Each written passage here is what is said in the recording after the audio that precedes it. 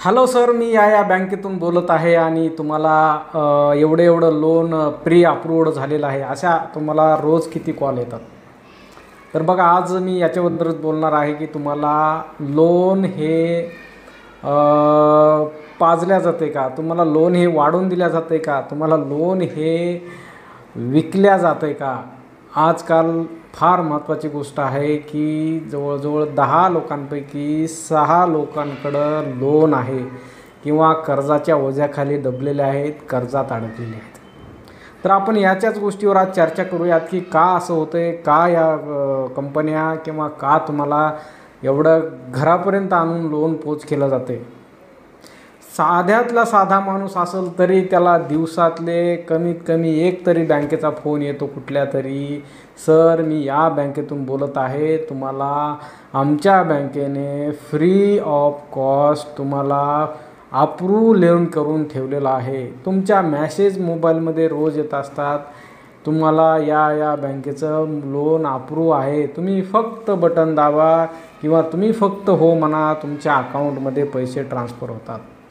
तर हो, अकाउंटमध्ये होतात पैसे ट्रान्सफर, परंतु एकदा पैसे ट्रान्सफर झाले, एकदा तुमचा EMI चालू झाला की मग खरं चालू होतं बँकेचं काम. तुम्ही जोपर्यंत काम करत राहणार तोपर्यंत त्या बँकेचे हप्ते भरत राहणार आणि फक्त बँकेला मोठे करत राहणार. हा काही लोन ट्रॅपमध्ये तर नाही ना आपण अडकलो, हे सुद्धा चेक करणं गरजेचं आहे.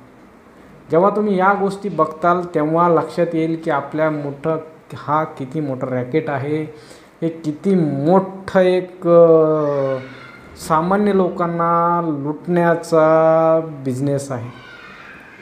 साध्या लोकांना लोन लागतं, लोन असावं, लोन घ्यावं, परंतु ते गरजेपर्यंत असावं. आजकाल काय झालेलं आहे, एक आधुनिक सावकारी नावाची गोष्ट तयार झालेली आहे. पूर्वी फार वेगळं होतं की म्हणजे सावकारी होती, लोक त्या सावकाराकडे जायचे, पैसे घ्यायचे, शेती गहाण ठेवायची किंवा काहीतरी त्यांची मालमत्ता गहाण ठेवायची, मग सावकार तो पैसे वाढू द्यायचा आणि एका वेळेनंतर ते पैसे त्या कर्ज घेतलेल्या व्यक्तीला नाही फेडणे झाल्यामुळं सगळ्याच त्या प्रॉपर्टीवरती ताबा घ्यायचा आणि त्याला तिथून मोकळं व्हावं लागायचं. आजसुद्धा अशीच गोष्ट आहे, फक्त ती आपल्यापासून फक्त दिसत नाही. ॲव्हरेज तुम्ही चांगल्या सिटीमध्ये ज्या घरांचे तुम्ही मालक असताल तर चांगल्या सिटीतल्या जवळजवळ 60% ते 70% त्या प्रॉपर्टीवर फक्त बँकेचा हक्क आहे. नावाला तुम्ही घर घेतलेलं असेल, नावाला तुम्ही ती जमीन घेतलेली असेल, फक्त जर तुम्ही ते लोनवर घेतलेले असेल, 25 वर्ष त्या घराची किंवा त्या लोनची परतफेड असेल आणि जोपर्यंत ते घर फिटणार नाही किंवा ते पैसे लोनचे भरले जाणार नाहीत तोपर्यंत तुमचं नाव त्या घराला नसणार आहे.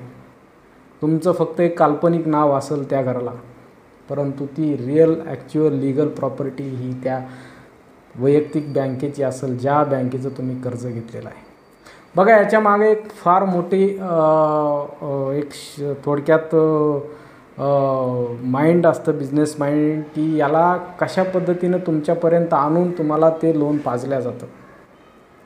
त्याच्यात 2-3 गोष्टी आहेत. सगळ्यात महत्त्वाची गोष्ट आहे की तुम्हाला असं जाणवून दिलं जातं की बघा, ही प्रॉपर्टी आहे आणि या प्रॉपर्टीची आज ही किंमत आहे आणि जर तुम्ही आज ही नाही घेतली तर 2 वर्षांनी त्या प्रॉपर्टीची किंमत भरपूर मोठी वाढणार आहे आणि ती प्रॉपर्टी किंवा ती संधी तुमच्या हातातून जाणार आहे.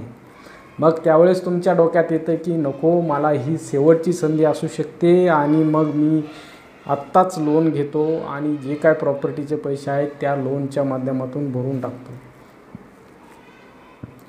मग एवढे जर पैसे त्या बँकेकडे स्वतःचे असतील तर ती बँक स्वतः का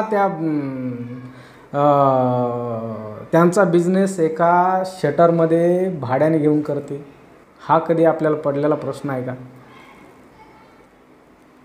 करोडो रुपये बँकेकडे असतात, मग बँक अशा प्रॉपर्टी घेत नाही की ज्याच्यामध्ये प्रत्येक बिल्डिंगमध्ये 10 फ्लॅट त्या बँकेच्या स्वतःचे असतील.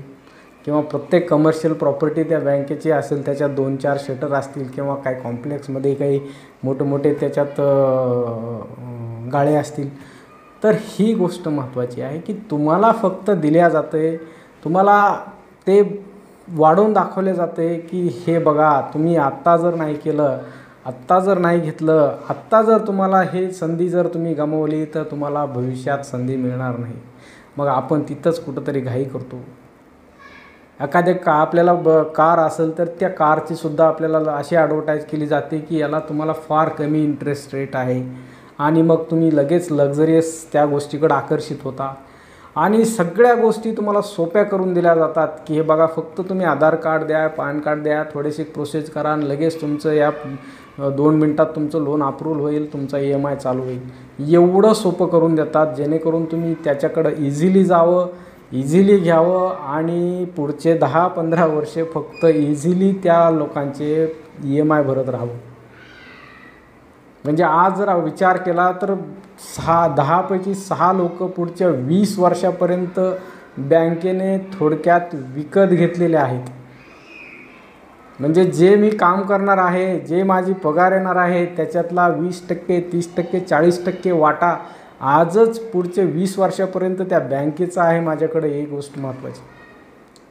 म्हणजे तुम्ही पॅक केलेला आहे बँकेने तुम्हाला किंवा आपल्या ज्या सामान्य लोकांना, आणि मग तुमची जी मेहनत आहे, तुम्ही जे दिवस रात्र काम करता, रक्ताचं म्हणजे पाणी करून काम करता, मेहनत करता, त्याच्यातले जर 50% पैसे फक्त बँकेसाठी भरणार असाल, बँकेला देण्यासाठी काम करत असाल, तर मग आपण सामान्य लोक मोठे कधी होणार.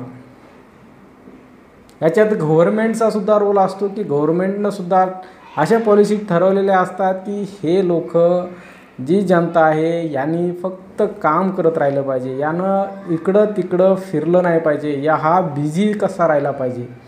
याच्यावर आजपासून असं करून ठेवा की याची मान फक्त अडकलेली असली पाहिजे. आणि म्हणूनच अशा गोष्टी एवढ्या सिंपल करून तुमच्यासमोर आणल्या जातात.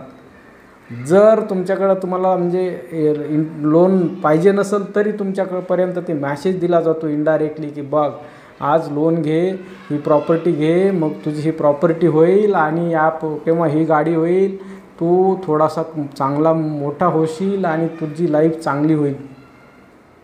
म्हणजे कर्ज घेऊन किती लोकांची लाईफ चांगली होईल याचा आपल्याला इतिहास आपल्यासमोर सगळ्यांसमोर आहे. जो कर्ज घेतो तो कधीच मोठं होत नाही, जो कर्ज देतो तोच फक्त मोठा होत असतो. आणि म्हणून आपले सामान्य लोक अशाच पद्धतीने अडकले जातात. त्यांना फार फायनान्शियल नॉलेज नसतं. ते कुठेतरी एक व्हर्च्युअल जगात जगलेले असतात किंवा जगतात की हो, माझं असं केलं तर मला असं भेटेल, त्या प्रॉपर्टी त्याची किंमत फार वाढेल, मग मी 5-10 वर्षानं ती प्रॉपर्टी माझी फार मोठ्या पैशामध्ये जाईल. परंतु तुमची प्रॉपर्टी आजपासूनच ती 8% व्याजाच्या कर्जात डुबलेली आहे. पुढचे 20 वर्ष जेव्हा तुम्ही मोजताल त्या प्रॉपर्टीचे पैसे, ती प्रॉपर्टी जरी डबल ट्रिपल जरी झालेली असेल तरी त्याच्यातले जवळपास म्हणजे त्या घेतलेल्या प्रॉपर्टीतून तुम्ही लोनच सगळं घेतलेलं असेल किंवा लोनचेच पैसे तेवढे भरलेले असतील. आणि म्हणून अशा पद्धतीनं आपल्यापर्यंत एक वेगवेगळे प्रकारचे ॲप देतात किंवा मॅसेज टाकतात किंवा मेल देतात, फोन करतात की सर या, तुमचं लोन तयार आहे, तुम्ही फक्त येऊन घेऊन जा. म्हणजे एवढ्या गोष्टी सोप्या करून दिल्या जातात, कारण त्यांना तुम्हाला कामाला लावायचं आहे. वर्ष 2 वर्ष नाही, 10-10, 15-15, 20 वर्ष फक्त तुमची मेहनत आहे ती त्यांना विकत घेतलेली आहे.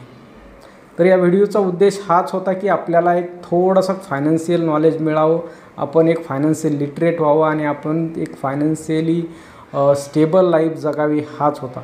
थँक्यू.